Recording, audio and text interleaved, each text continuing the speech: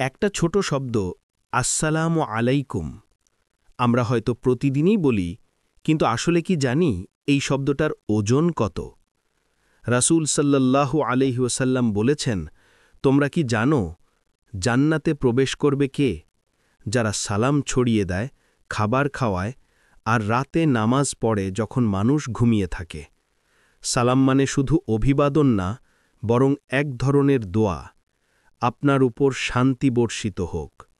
ভাবুন তো, যখন আমি আপনাকে সালাম দিই, তখন আমি আল্লাহর কাছে আপনার জন্য শান্তি ও রহমত চাইছি।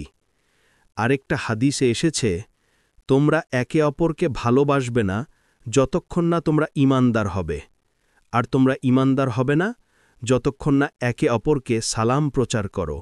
মানে কি? সালাম শুধু সম্পর্ক তৈরি করে না, বরং ঈমানের পরিপূর্ণতাও আনে।